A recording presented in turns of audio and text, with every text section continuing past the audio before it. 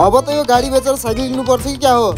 So फेरि पनि स्वागत छ सबैजनालाई मेरो एउटा नयाँ मिनी ब्लगमा। आई होप कि सबैजना सन्चै राम्रै हुनु होला। आज चाहिँ हाम्रो 100 च्यालेन्जको डे 32 पनि भएछ। बिहान चाहिँ उठेर बाहिर चाहिँ मौसम हेरे, त्यसपछि फटाफट एक्सरसाइजहरु गरे। अब चाहिँ हामीहरु सलुन जानको लागि रेडी भइसकेका थियौ। त्यतिकै म के भएर कुन्नी गाडी नै स्टार्ट हुन थालेन। के भएको रहेछ भनेर गाडीलाई ग्यारेज तर्फ लग्न थाले। म्याडमलाई चाहिँ र्यापिडो गरेर पठाए र म पनि ग्यारेजमा पुगे। हैन यो गाडीले दुःख पनि कति दिन सहेको हो के। त्यसपछि यो गाडीलाई खोलेर हेरेको त मुसाल चाहिँ सबै तारहरु काटिदिएको रहेछ। गाडी बन्नमा चाहिँ अलिकति टाइम लाग्ने हो रे। त्यसैले म पनि र्यापिडो बुक गरेर काममा जान थाले। बाटोमा त फेरि खतरनाक ट्राफिक रहेछ। ल फाइनली अब म चाहिँ सलुन पनि पुगिसके। गाडी भए पनि नभए पनि ड्युटी चाहिँ गर्नै पर्यो। सलुनमा आएर एकछिन बसेर चाहिँ अब म खाना खान जान थाले। आज चाहिँ हामीहरु दुई जना चाहिँ सेफ बनेका थियौ। खाना खाएर चाहिँ फटाफट अब सलुनमा आए। सलुनमा आएर पानीको मोटर चलाए। गाडीले अति नै टेन्सन दिएर होला, टाउको नि लास्टै दुख्न थालेको थियो। त्यसैले हेड मसाज गर्न पठाए। हेड मसाज गराउँदा गराउँदा कति बेला भुसुको निदाएछु थाहै पाएन। मसाज सकेसको बिच आएर अलिकति एक ग्लास कोल्ड ड्रिंक पनि पिए। कोल्ड ड्रिंक चाहिँ सकेर अब चाहिँ लाग्यो म घर जानको लागि। भिडियो मन परेमा लाइक, कमेन्ट र फलो अनि सब्स्क्राइब नि गर्नु होला। यो चाहिँ आजको फर्स्ट कमेन्टहरु।